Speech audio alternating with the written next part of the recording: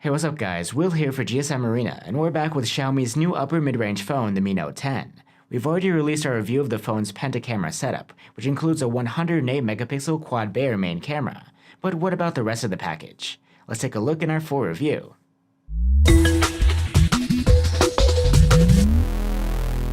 The Xiaomi Mi Note 10 is the global version of the Mi CC9 Pro sold in the Chinese market. It brings a unique penta-camera setup, an AMOLED display, a huge battery, and an upper mid-range chipset. Ours is in the midnight black color, and the Gorilla Glass back is quite reflective. The panel curves into the rounded aluminum edges, looking quite seamless. When looking at the Mi Note 10, you can't help but compare it to the Huawei P30 Pro. The resemblance here is uncanny, but unlike the P30 Pro, there's no official waterproofing, so I'd be more careful with this phone. At least you get an included silicone case, which you can use if you want some extra protection, or to flatten out that huge camera bump. Speaking of the cameras, let's get into the Note 10's 5-camera setup. Starting from the top, there's a 5-megapixel 5x telephoto cam, a 12-megapixel 2x telephoto cam, and the 108-megapixel quad-Bayer main cam.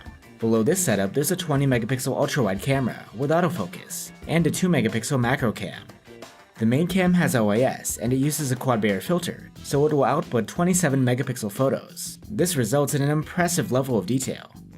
And since the sensor is so large, you get the benefit of a shallow depth of field, which can lead to some cool shots with natural background blur. You can also shoot in the native 108 megapixels, but these don't give you much improvement in quality over the regular ones. The numbers do sound impressive though. If you'd like to get into the specifics of the camera quality, we've actually dedicated a whole video to that topic, but the quick take is that the main cam is pretty awesome, while the other cameras are generally more middle of the road quality-wise, especially at night. They do add a ton of versatility though. Let's move on to the Mi Note 10's 6.5-inch AMOLED screen. It has a 1080p resolution and a water drop notch cutout for the selfie cam. One concern we had was that the curved edges would mean accidental screen activations when using the phone. This does sometimes happen, and the best solution is a case. Content on this display looks decently sharp at 400 ppi, and you get those deep AMOLED blacks. Brightness is great at 430 nits maximum, and 600 nits in auto mode in bright conditions. We also found that based on your color settings, you can get the colors to be quite accurate, especially in the sRGB color space. Under the display sits an optical fingerprint scanner. It's a newer version than we've seen on previous Xiaomi phones, and it's quite fast and accurate. You can also enable an always-on display to give you the time and notifications when the screen is off, and you can customize it with some cool-looking designs. The setup for audio is pretty standard for a mid-range phone. There's a bottom-firing loudspeaker, as well as a 3.5mm jack for headphones. Sound through the speaker is decent. It isn't too loud, only scoring good loudness in our test, but the output is rich, with enough bass and some clear highs and mids. Quality through headphones is solid, with plenty of volume and nice stereo separation, but some distortion. You do get FM radio on board, which is nice. Another thing you get on the Mi Note 10 is an IR blaster up at the top, which you can use to control appliances. There's 128 gigs of storage on board, though it isn't expandable through microSD, so if you need extra, you could splurge €100 more for the Note 10 Pro. At the heart of the phone is the most powerful mid-range chipset from Qualcomm, the Snapdragon 730G, along with 6 gigs of RAM.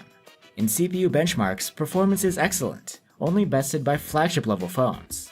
Graphics performance is much the same story. Overall, everything feels fast and fluid, and we didn't notice any thermal throttling. However, for this price, there are people who would prefer something higher tier, like a Snapdragon 855. But I guess corners had to be cut here to make up for the high-end camera setup. With a massive 5260 mAh power pack, the Mi Note 10 was able to score a good endurance rating of 95 hours in our proprietary battery tests. We expected a bit more actually, but there's some inefficiency here. This might be addressed in a future software update. The Note 10 supports 30-watt fast charging based on USB power delivery, and the 30-watt charger comes in the box. With it, we were able to charge from 0 to 57% in half an hour, and a full charge in 65 minutes. Impressive for such a big battery. The user interface of the Mi Note 10 is Xiaomi's new MIUI 11.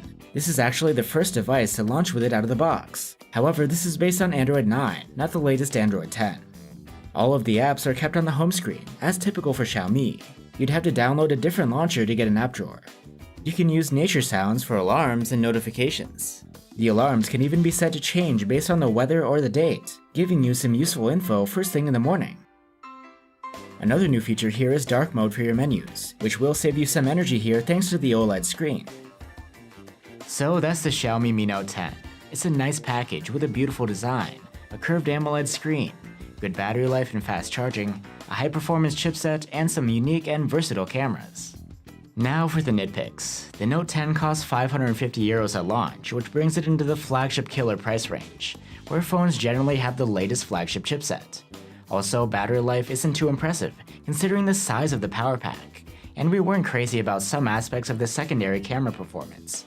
But still, if you're looking for a camera phone or just a nice upper mid-range phone, the Mi Note 10 deserves a recommendation.